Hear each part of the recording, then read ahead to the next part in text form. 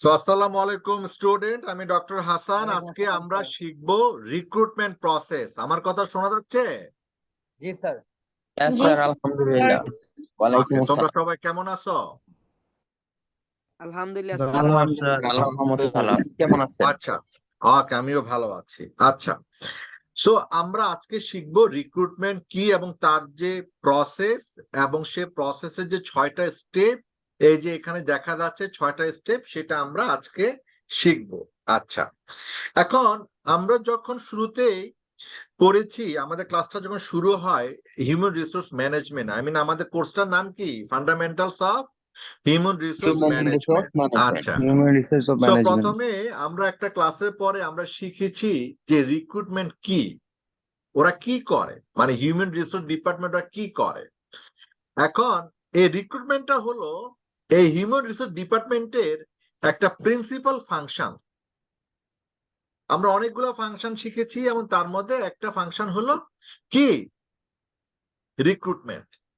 And it is process that includes sourcing, screening and shortlisting. যারা apply করে তারা কোত্থেকে অ্যাপ্লাই করলো, তাদের সিভি গুলো স্ক্রিনিং করা, আমরা যে পজিশনের জন্য চেয়েছি সেই পজিশনের সিভি গুলো এসেছে কিনা এবং সেগুলোকে শর্ট লিস্টেড করা, এগুলা কিন্তু হিউম্যান রিসোর্স ডিপার্টমেন্টের কাজ। This is the recruitment process বলে। ওকে, so it refers to the process of identifying the staffing need and then filling it. The whole process includes identifying, attracting, interviewing, selecting and onboarding the right candidates for the organization. তার মানে এই recruitment যে প্রসেসটা সেটা include করে যে identifying, আমরা কাদেরকে আমরা নিতে চাচ্ছি তাদেরকে আমরা আইডেন্টিফাই করব, আমরা কি পদে আমরা লোক হায়ার করতেছি তাদেরকে আমরা অ্যাট্রাক্ট করব, তারা যেন পদে অ্যাপ্লাই করে এবং তাদেরকে আমরা ইন্টারভিউ নিব, তাদের মধ্যে আমরা সিলেক্ট করব, সিলেক্ট করার পর তখন আমরা তাদেরকে ওয়েলকামিং করব, মানে অনবোর্ডে নিয়ে আসব, অর্গানাইজেশনের ভিতরে নিয়ে আসব রাইট ক্যান্ডিডেট। সো আমি বলেছিলাম এর আগের ক্লাসে, একটা অর্গানাইজেশন সবসময় কি চায়? They are looking for the right person for the right position at right time, তাই না? সো একটা রাইট পজিশনের জন্য কি দরকার? রাইট পারসন দরকার এবং সেটা রাইট টাইমে দরকার। সো আমাদের পজিশনটা যদি রাইট পজিশন না হয় আর সেখানে যদি রাইট পারসন না আসে তাহলে তো ওই অর্গানাইজেশন কখনো বেনিফিট হবে না। তার মানে একটা হিউম্যান রিসোর্স ম্যানেজমেন্টের যে অর্গানাইজেশন গোল সেটা কখনোই কি অ্যাচিভ করতে পারবে না। বুঝতে পারছো? শোনা যাচ্ছে? জি স্যার। প্লিজ আমার সাথে একটু ইন্টারাক্ট করবা প্লিজ। হ্যাঁ, আচ্ছা। Okay sir. Okay sir. So what is recruitment process? আমরা একটু আগে জানলাম যে তার হোল প্রসেসটা কি কি ইনক্লুড করে। সেই রিক্রুটমেন্ট প্রসেস গুলো জানতে হলে তার বেসিক স্টেপ গুলো আমাদের জানা লাগে। So recruitment process involves activities like identifying different sources of labor supply from which applications of prospective employees may be obtained. এখন সেখানে কি করে? Evaluating the validity of different sources, সেখানে তারপর করে choosing the most suitable source, সেখানে তারপর করে attracting and motivating prospective candidates to apply for the vacant jobs. এখন যদি আমরা এখানে দেখতে চাই যে বেসিক্যালি এক একটা অর্গানাইজেশন তার এক একটা পার্সপেক্টিভ ওয়েতে কাজ করে, এক একটা অর্গানাইজেশন তার নিজস্ব একটা ওন প্রসেস থাকে।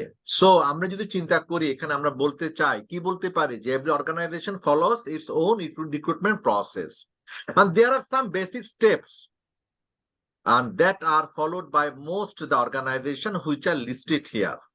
এখন সেখানে কি করে যে রিক্রুটমেন্ট প্রসেসের 6টা স্টেপ।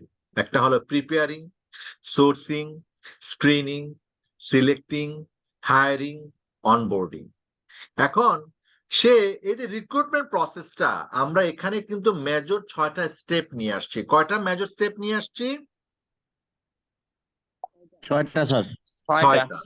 কি কি? প্রিপেয়ারিং, সোর্সিং, স্ক্রিনিং, হ্যাঁ বলো, সিলেক্টিং, হায়ারিং এন্ড অনবোর্ডিং।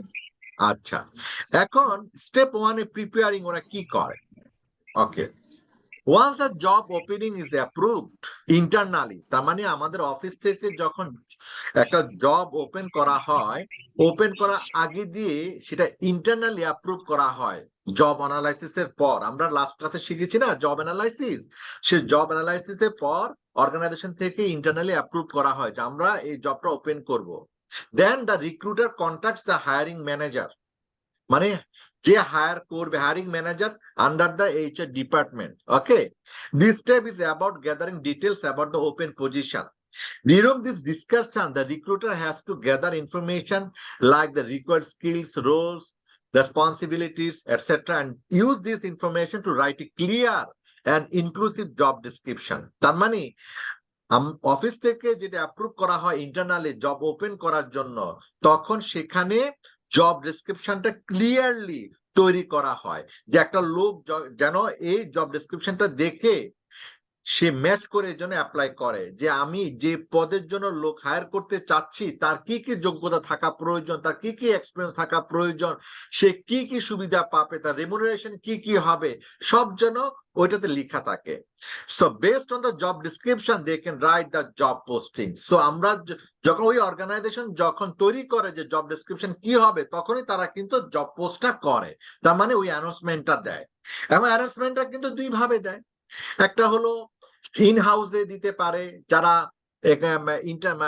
যারা বর্তমানে ওই অর্গানাইজেশনে কাজ করতেছে তাদেরকে বলতে পারে, তারা অর্গানাইজেশনের ওয়েবসাইটে তারা দিতে পারে, তারা লোক হায়ার করতেছে, তারা সোশ্যাল নেটওয়ার্কে দিতে পারে, তাদের অর্গানাইজেশন যে তারা সোশ্যাল নেটওয়ার্কে কাজ করে ফেসবুকে বা লিঙ্কডইনে দিতে পারে, বা তারা কোনো এইচআর কোম্পানিকে দিতে পারে, বা ওয়েবসাইট ভিত্তিক যে এইচআর কনসালটেন্সি আছে যেমন bdjobs.com সেখানেও দিতে পারে, বাংলাদেশে যেটা আছে। তার মানে সবকিছু ডিসকাশন করে সে জব অ্যানালাইসিসটা করে ইন্টারনালি জব অ্যাপ্রুভ করে সে জব ডিসকাশনটা সবকিছু লিখে তারপর সেটা কি করতে হয়, হায়ারিং এর জন্য পোস্ট করা লাগে। এই হলো স্টেপ 1। তার মানে স্টেপ 1 কি, সেটা হলো রিক্রুটমেন্ট প্রসেসের প্রিপেয়ারিং। বুঝতে পারছো? Yes, sir. Recruitment process preparing. ওকে, এবার আসে sourcing. Once the job description is ready, the next step is to start the sourcing. এখন সেই সোর্স গুলো কি? It refers to identify and contacting qualified candidates rather than waiting for the candidate to apply for the position. এই যে আমি কিছুক্ষণ আগে বললাম যে স্টেপ 1 এ যে প্রিপেয়ারিং এ যে যখন পোস্ট করা হয়, তখন পোস্ট করার পরে এই এইচআর এক্সিকিউটিভ বা এইচআর ম্যানেজার বা এইচআর পার্সোনাল তখন they are looking for a right candidate.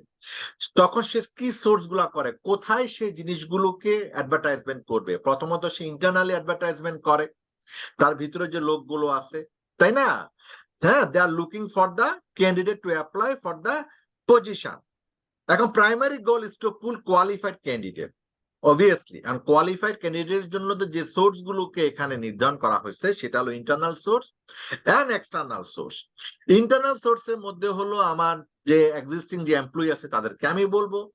External source হলো যে আমি সেটা ইলেকট্রনিক মিডিয়ার মাধ্যমে দিতে পারি, আমি সোশ্যাল নেটওয়ার্কের মাধ্যমে দিতে পারি, আমি কোনো এইচআর কনসালটেন্সির মাধ্যমে দিতে পারি, আমি প্রিন্টিং মিডিয়াকে দিতে পারি, নিউজ পেপারে দিতে পারি যে আমাদের লোক হায়ার করতেছে। সো সেটা এখানে বোঝা হয়েছে সেই সোর্স গুলো। হ্যাঁ, a recruiter uses a variety of job portals to pool the resumes, but it is not essential that for every position sourcing is required.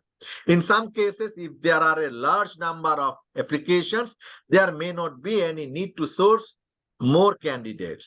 তার মানে তারা যত সোর্স বাড়াবে তত তাদের অপরচুনিটি বাড়বে, তাদের সোর্স গুলো যখন কমে যাবে তখন রাইট পার্সনটা রাইট পজিশনের জন্য পেয়ে তাদের জন্য কষ্ট হয়ে যাবে।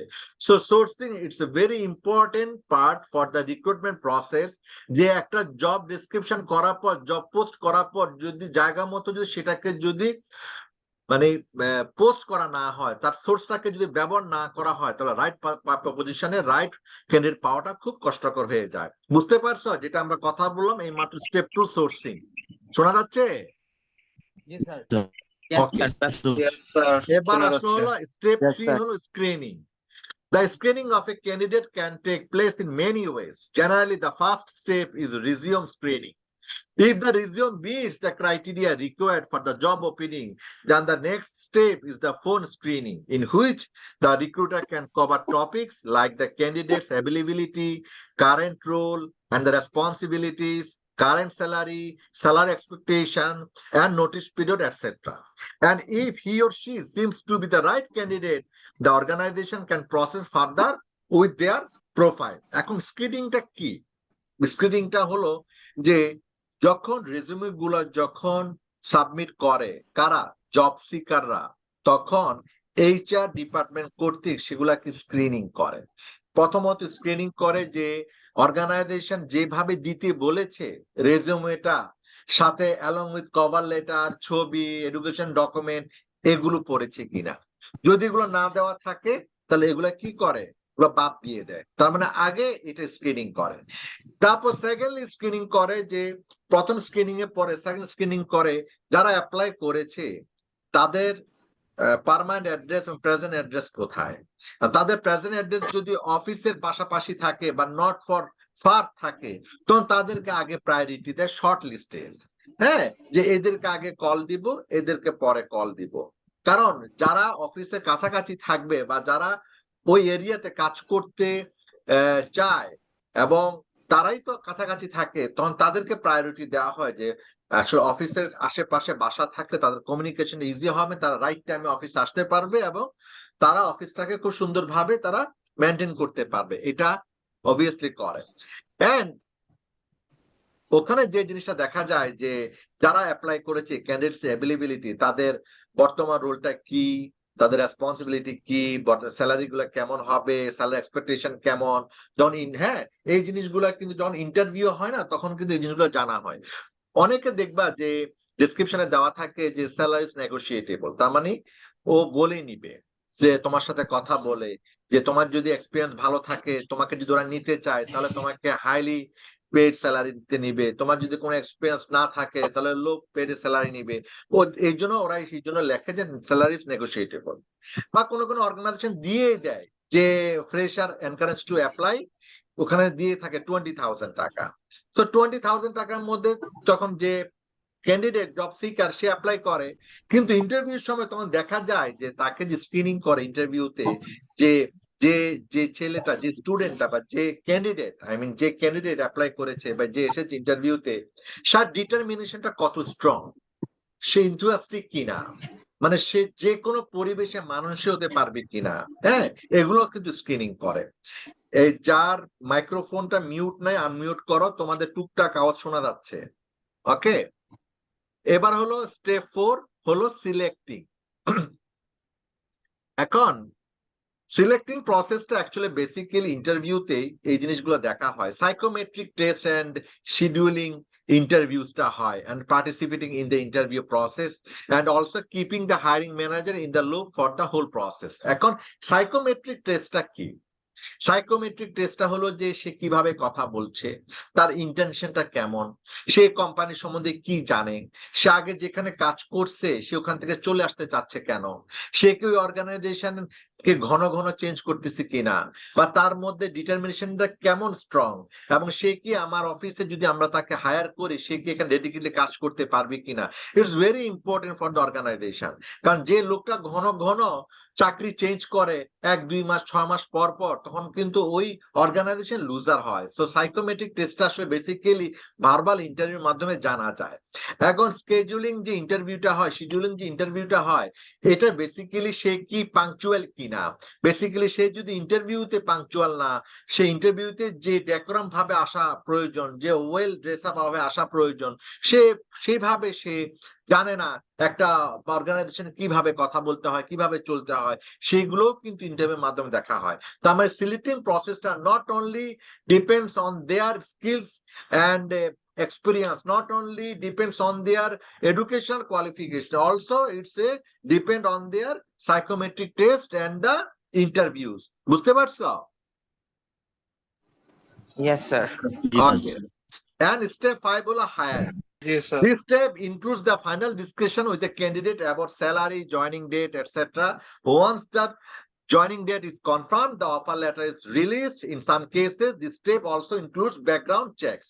এখন বেসিক্যালি কি, যখন মনস্থির করা হয় যে হ্যাঁ তাকে আমরা নিচ্ছি, আমরা যে লোককে চাচ্ছি, right person for the right position, আমরা রাইট পজিশনের জন্য রাইট পারসনকে আমরা পেয়ে গেছি, রাইট ক্যান্ডিডেটকে পেয়ে গেছে, তখন কিন্তু তার স্যালারি কেমন হবে, কবে থেকে জয়েন করবে, হ্যাঁ, এবং সেগুলো ডিসকাস করে তাকে একটা offer letter, job offer letter তাকে দেওয়া হয়। তার মানে এটা তখন বলা হয় এটা তার জব কনফার্ম, যে আমরা তোমাকে নিচ্ছি, this is the offer letter. এটাকে বলা হয় hiring. It is the step 5. Hiring is the step 5 of the recruitment process. And now step 6 is onboarding. Onboarding basically key. This is where the pre-boarding period starts. And this is the time between the joining date and when the offer letter was accepted. এখন যখন ওই ক্যান্ডিডেটটা receive করলো কিন্তু এখনো join করে নাই, করবে, এই মাঝখানে পিরিয়ডটাই হলো কিন্তু অনবোর্ডিং, বা সে অফার লেটার অ্যাকসেপ্ট করতে যাচ্ছে জয়েনের আগ মুহূর্ত, সেটাও কিন্তু অনবোর্ডিং। কারণ অর্গানাইজেশন তাকে ওয়েলকাম করতেছে, মনস্থির করছে যে তাকে হায়ার করবে, এবং ক্যান্ডিডেটও সে মনস্থির করছে যে আমি ওই অর্গানাইজেশনে আমি কাজ করতে ইচ্ছুক, এবং তারা আমাকে অফার লেটার নিতে যাচ্ছে এবং আমি খুব শীঘ্রই ওখানে আমি জয়েন করব। So it is called the onboarding. হ্যাঁ, and it is very important to be in touch with your candidate during this period to keep them engagement. তার মানে কি, ওই অর্গানাইজেশন কিন্তু ওই রাইট ক্যান্ডিডেটের সাথে সেভাবে কমিউনিকেশন করে, এনগেজ থাকে, এবং সেই জব সিকার যাকে সিলেক্ট করলো তাকেও কিন্তু সে অর্গানের সাথে সেভাবে তার এনগেজটা থাকে। Once the candidate starts the first day, it's time to begin the onboarding process. তার মানে যেদিন সে জয়েন করলো অফার লেটার অ্যাকসেপ্টের পরে, সেদিন থেকে তার অনবোর্ডিং প্রসেসটা শুরু হয়ে গেল, এবং সবাই তাকে সেভাবে অ্যাকসেপ্ট করলো। এখানে তাদের অর্গানাইজেশনে কিভাবে কাজ করে, তাদের এনভায়রনমেন্টটা কেমন, যারা সিনিয়র পার্সনরা আছে, এক্সিস্টিং যারা কলিগেরা আছে, এমপ্লয়ার আছে, তখন তাকে ওয়েলকাম করলো এবং তাকে সেভাবে জানিয়ে দিল এখানে তারা কিভাবে কাজ করে এবং কিভাবে কাজ করতে হয়। স্টুডেন্ট বুঝেছো, আমরা আজকে শিখেছি কি কি শিখেছি?